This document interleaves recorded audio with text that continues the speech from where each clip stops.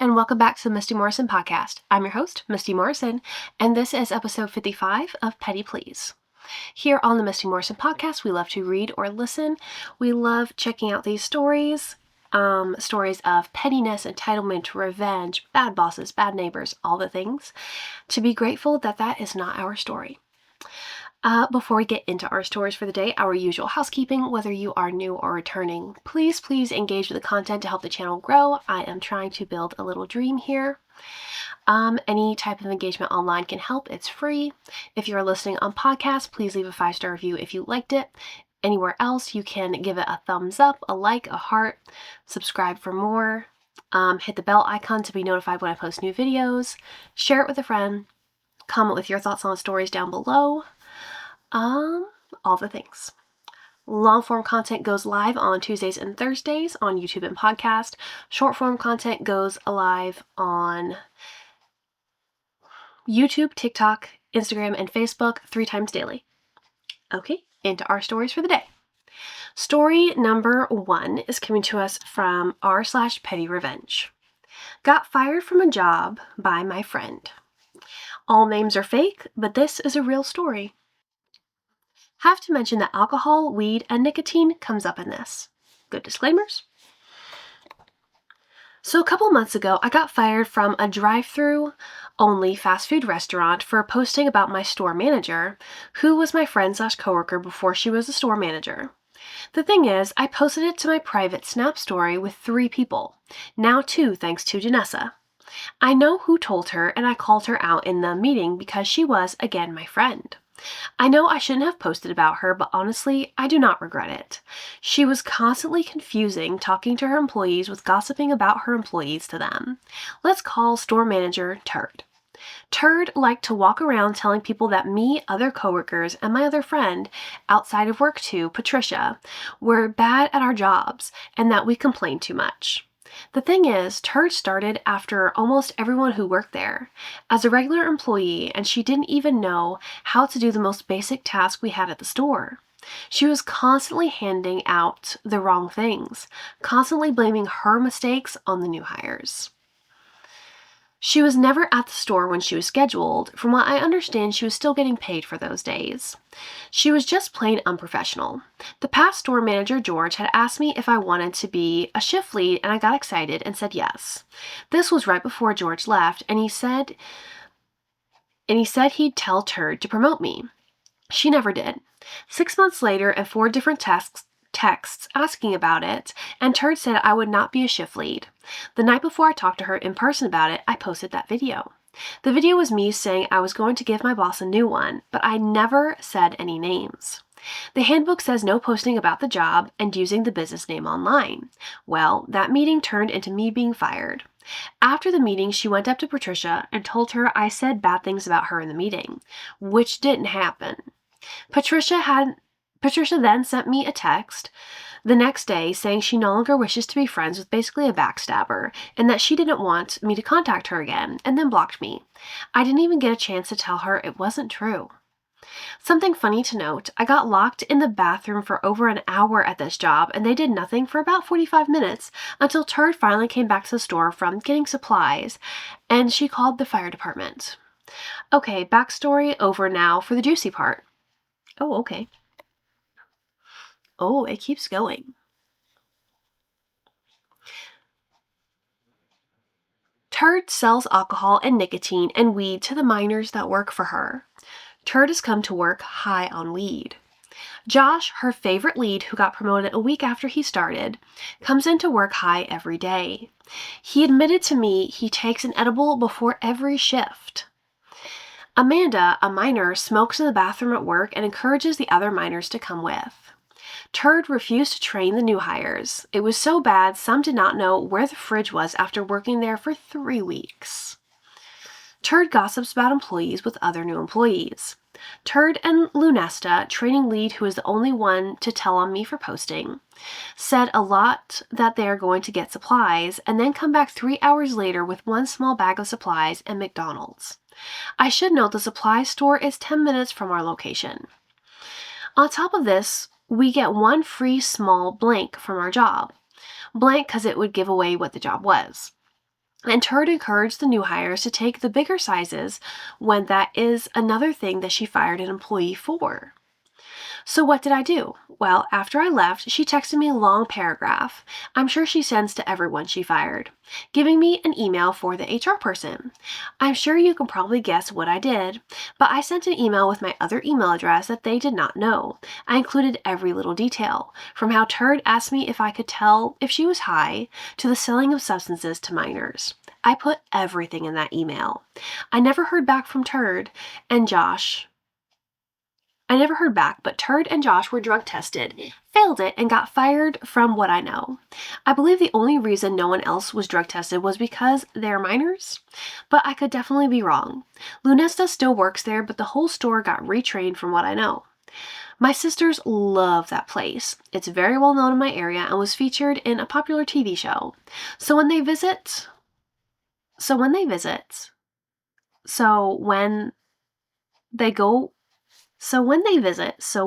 go, they always tell Lunesta to have a bad day. She doesn't even know they're my sisters. Not sure if this is petty, but I sure think it was. Edit, I know this is hella confusing. I'm sorry. I wrote this high. And then there's the TLDR.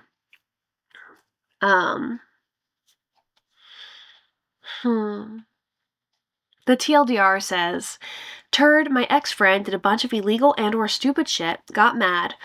I got mad, posted about her being a POS. She fired me. I then got her fired by sending an email to HR. I mean, I feel like you just gave back. Well, no. You gave back better than what you got because she lied, I think it was to Patricia, telling her that you threw her under the bus, and so you lost your friendship with Patricia over something that wasn't even true. Besides losing your job, you lost a friend too. Maybe 2 friends. But I mean, you did the right thing by turning her in, so I'm not mad about this. Did you do it for personal revenge reasons? Yes, but I don't think it was petty because when you sent the email to HR about all the illegal things she was doing, it was the right thing, so this was good. Story number 2 is coming to us from r/petty revenge. The story of Nacho Cheese Guy, my ex-boyfriend. Many years ago, I, 19 female at the time, was working in a retail store food court. I wasn't supposed to be, but I was secretly dating another employee, 21 male at the time, but he worked in a different department. To put it simply, he was an absolute piece of shit. Abusive, controlling, and would break up with me frequently, then we'd get back together hours or days later. He was also secretly sleeping with the girl in the jewelry department, but I didn't know that yet. But I was young, oblivious, thought I was in love, and eventually I felt trapped. My manager of the food court was attempting to cut costs where we could, so of course that meant upcharge on extras. The portion size of nacho cheese she wanted us to give out was so small you wouldn't be able to even fit the chips in the container, nor would the amount of cheese last you 1/3 of your chips. I never followed this rule unless the customer really peeved me. I always would overflow my boyfriend's cheese in a big container because I was awesome. On this day in particular, I had only slept 2 to 3 hours the night before because of super bad cramps and a UTI. Original plan was to go to work, then hang with boyfriend in the evening. In the morning, he was confirming our plans when I told him I feel terrible. I didn't sleep at all and I desperately needed to rest after work. He got livid, called me all sorts of names, and hung up. I was furious for him treating me that way. Again. So when he came up and ordered his usual nachos with a grump, I gave him the manager-approved amount of cheese. He didn't notice at first. I'm stifling a giggle as I head to the back of house to check my text messages. My phone was blowing up. It's Nacho Cheese Guy, still referred to him as this to this day, telling me, I can't believe you ruined my lunch. You insert name calling here. We're over. And in that moment, the rose-colored glasses came off and I just replied back, okay. He was not happy, cried, begged, the usual, but I got out over nacho cheese. TLDR gave my bleep of a boyfriend a tiny amount of nacho cheese and he broke up with me. I will forever refer to him as Nacho Cheese Guy. This is a great story because, I mean, can you really consider it petty if it was following the rules? I love it because you had a really, really easy way to get revenge on him this day, giving him a smaller amount of cheese, like the amount of cheese you're supposed to, and it finally gave you the out you needed. They say it takes like 7 times to leave a bad relationship. And I don't know how many times you guys had broken up, but I'm glad that this was finally the thing, even if it seems as small as nacho cheese, that allowed you to see the light and stay gone. This is good. Story number 3 is coming to us from r/petty revenge. Cut me off, enjoy the free shower. I'm not usually petty, but this put a smile on my face. Driving to work on the highway, I was cut off / very nearly sideswiped by a lady in her top-down convertible Volkswagen Beetle. She came to the outside lane. I was in the middle of overtaking her with no indication and left literally inches between us. Of course, I gave a little beep. I didn't sit on the horn or anything, didn't flash, and wasn't aggressive in any way. More, hey, you sort of nearly took us both out, maybe watch where you're going sort of way. Silly Bent slowed down right then, and her mate flipped me off, and then she went on her merry way. I thought no more of it. Couple of miles up the road, and I passed them. Well, she pulled out behind me and was right up my arse, flashing for zero reason. I didn't even realize I'd passed them again. I decided my windshield needed a wash, and so gave my window a nice long stream of washer fluid. Of course, some of the spray, when I say some, I mean the best part of a pint, went right over my roof, considering the highway speeds, and gave the 2 ladies a free shower. Funnily enough, they backed off after that. That's awesome, because you didn't even try. You didn't mean to pass them. You didn't even realize you'd pass them until she gave herself away. You just took advantage of a very convenient situation. That was nearly instant karma. I like it. Story number 4 is coming to us from r/petty revenge. Told boss I didn't have enough time to do everything. She just laughed. I worked at a newspaper company from the time I was 19 to about 21. Started out as a receptionist and later got placed into a data entry position for the billing of advertisement slots. I was a fast and reliable typist, so it made sense. Not a glamorous job, but I enjoyed it. I was pretty much the only data entry person for a significant time period. My coworkers at the main office would enter their own sales into the system, but I'd enter those from our other offices. During this period, the owners of the company were buying up more small-town newspapers. I believe at the time we were up to about 16. There were over 20 when I left, and they were still buying more. Well, one of the things I did before I moved into data entry was do legal documents. This mostly consisted of changing dates, newspaper name, and supervisor's name.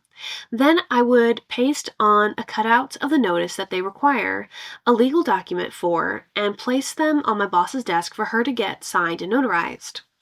I stopped doing legal documents after I trained the new receptionist, who was frankly not that great at her job.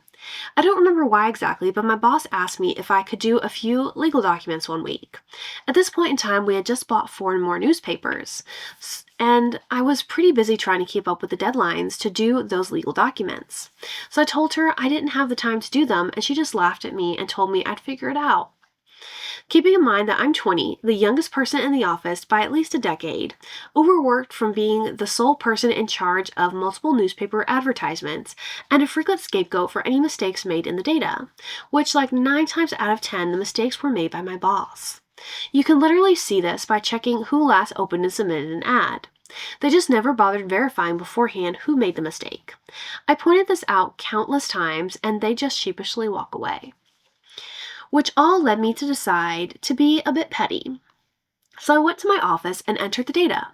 Every newspaper had a different deadline which we'd have to meet so they could compare the preprints to the data for the following week. But those legals weren't due until Friday. So for 3 days, I struggled to keep up with the sheer bulk of all the data I had to enter and barely even glanced at those legal documents. Friday was a slower day in the afternoon, but the notary typically left around noon. By that time, I got the legals done. She was gone. My boss, who had forgotten about the legals, blew up demanding why I didn't do them earlier and that they had to go out today. I, who still had a giant stack of data I had to enter by Monday at noon, simply looked at her in the eye and said, "I told you I didn't have the time to do them." You told the truth. Apparently, I glared so hard that she immediately backed down, which honestly I was and still am super proud about.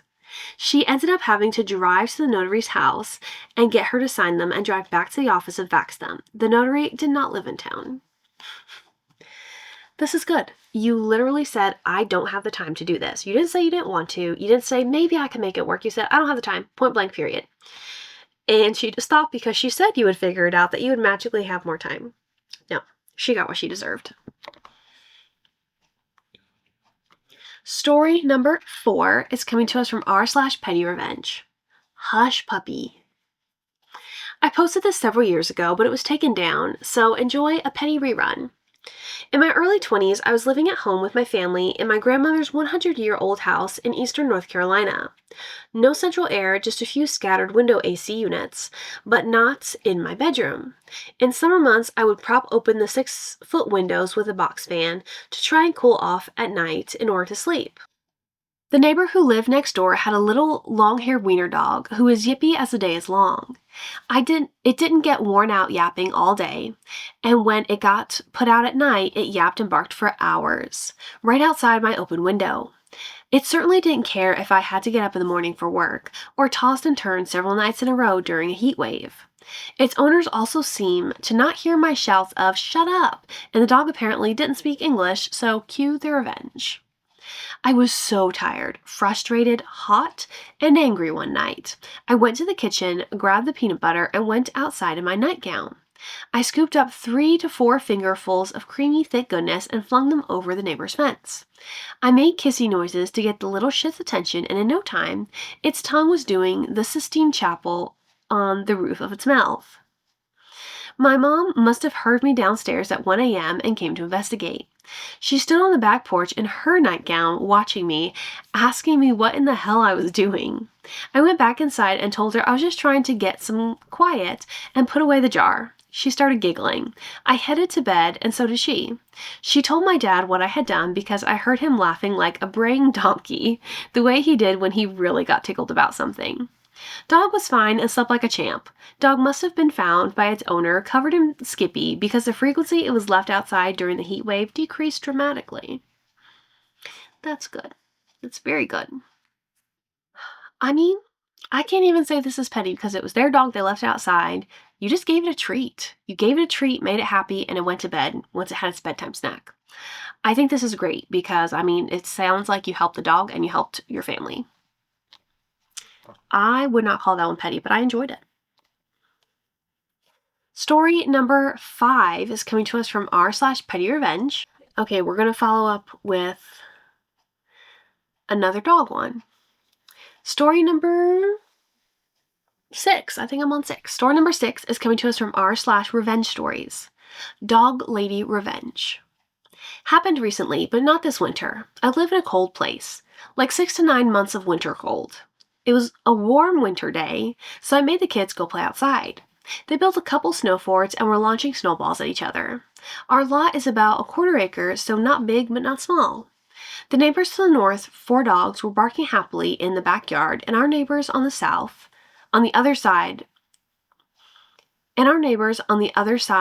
the south, also had their kids outside playing since it was such a nice day. 30 minutes later, the city bylaw officer comes by with a noise complaint. I know him personally, and said he just had to confirm we were making illegal amounts of noise. He walked around the side yard and saw the kids playing, and just laughed and mentioned that crazy dog lady shouldn't complain so much.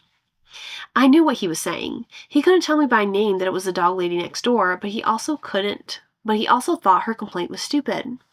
This bugged me extra since my kids have been shoveling her driveway since she got ankle surgery, and are always friendly with the dogs and even buy treats with their own money for them.